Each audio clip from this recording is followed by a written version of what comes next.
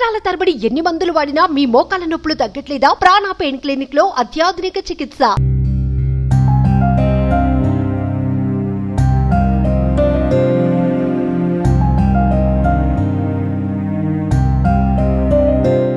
రీసెంట్గా మనకు తెలుసు ఒక సీరియల్ ఆర్టిస్ట్ పవిత్ర జయరాం, ఆమె రోడ్ యాక్సిడెంట్లో చనిపోవటం.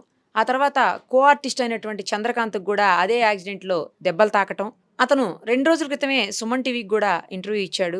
ఆ ఇంటర్వ్యూలో చాలా విషయాలు చెప్పారు కానీ బట్ ఎక్కడా కూడా తల్లిదండ్రుల గురించి కానీ భార్య గురించి కానీ ఆయనకు ఉన్నటువంటి పిల్లల గురించి కానీ అతను మాట్లాడలేదు. ఈరోజు సడన్గా సూసైడ్ చేసుకోవటం ఏంటి అనేది కూడా ఎవరికి అర్థం కాని విషయంగా ఉంది. పోలీసులు ఇప్పటికే ఇన్వెస్టిగేషన్ స్టార్ట్ చేశారు. ఆ సూసైడ్ చేసుకున్నది కూడా పవిత్ర ఇంట్లోనే సూసైడ్ చేసుకున్నాడు. ప్రస్తుతం మనమైతే అతని ఇంటి దగ్గర ఉన్నాము. వాళ్ళ అమ్మ, వాళ్ళ భార్య, వాళ్ళ నాన్నగారు అందరూ ఇక్కడే ఉన్నారు, వాళ్ళ పిల్లలు. ఒకసారి ఆ తల్లితో మాట్లాడదాము. వాళ్ళ ఆవేదన చూస్తుంటే గుండె తరుక్కుపోతుంది. అసలు గుండెలు అవిసేలా ఏడుస్తూ ఉన్నారు తల్లి భార్య ఇద్దరు కూడాను. ఎవరు ఆపేటువంటి పరిస్థితి లేదు. ఎందుకు ఇలాంటి పరిస్థితి?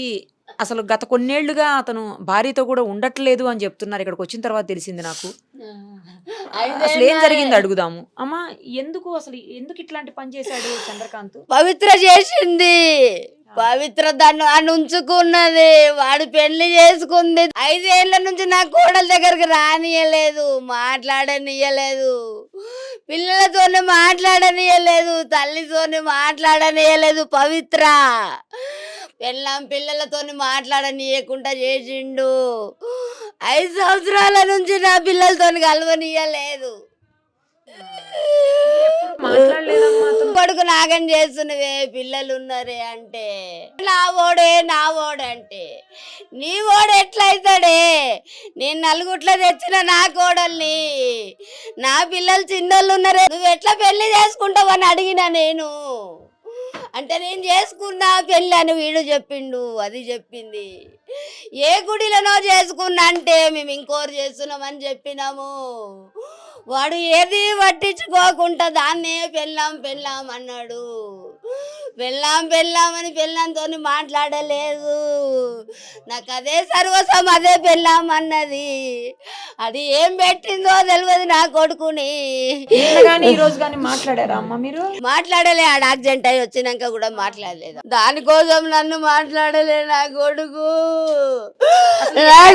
వచ్చిన తర్వాత కూడా మాట్లాడలేదు, చూడలేదు. చూస్తుంటే చూడనియలేడు, చూస్తుంటే ముట్టుకోనియలేడు, పట్టుకొని లేదా? ఓకే. పెళ్ళంతో మాట్లాడలేడు. మాట్లాడితే ఇప్పుడు మాట్లాడుతున్నాం, అది చచ్చిపోయినాక ఇప్పుడు అవసరమా అంటున్నాడు. దాన్ని చితంబ బాధ పెట్టిండు, కొట్టిండు, తిట్టిండు.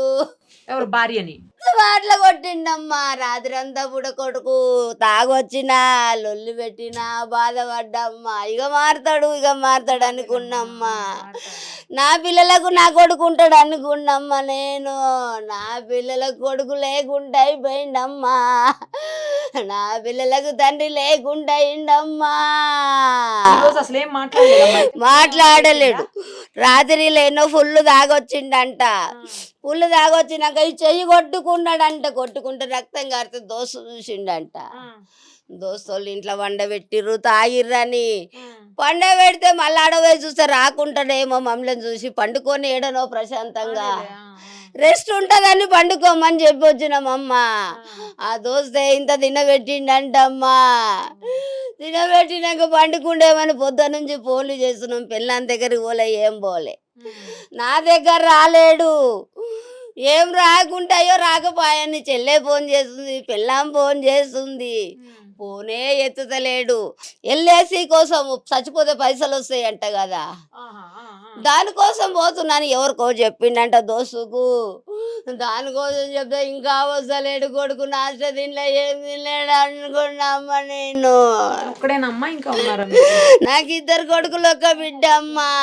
అయితే మాత్రం ఫోన్లు చేస్తా ఉన్నాం. 12 గంటల నుంచి ఫోన్లు చేస్తుంటే ఫోన్ ఎత్తుతలేడు.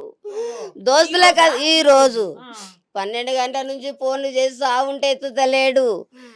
అడా దోస్తులకు అందరు చేస్తేనే ఉంది. పెళ్ళాము ఎత్తుతలేడు. ఎత్తకుంటే మళ్ళీ యాదికొచ్చి అడగిట పోయి వండుకున్నాడో ఏమని యాదికొచ్చి ఇందాక 5 గంటలకు పోయిర్రు. 5, 5:30కి 2 పిల్లల్ని పంపించినాము. పంపిస్తాడో పోయినాక వాళ్ళు చక్కగా చెప్పలేరు, వాళ్ళకి అయిపోయి తిన్నారో ఏం తిన్నారో. దర్వాజ వాళ్ళ కొట్టిర్రంట,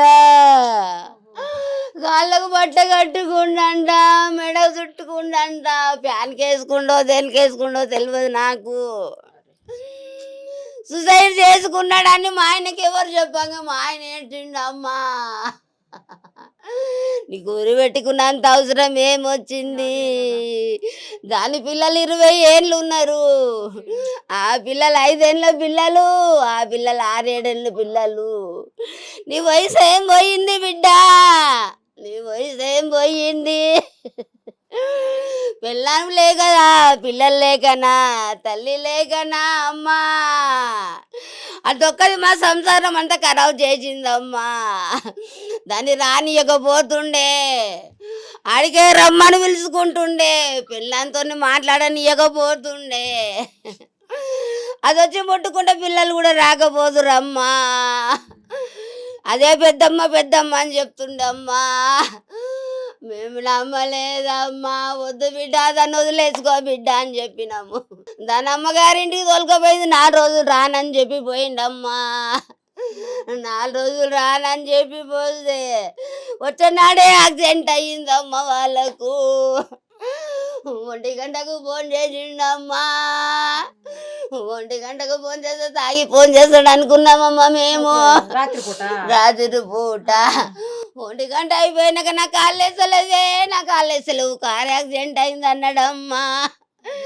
కార్ యాక్సిడెంట్ అయిందంటే నా కోటల దగ్గర కురికినమ్మా నేను. అమ్మా కాళ్ళు వేసలేవంటే పవిత్రలు వేసలేదే, పవిత్రలు వేసలేదు అన్నాడే.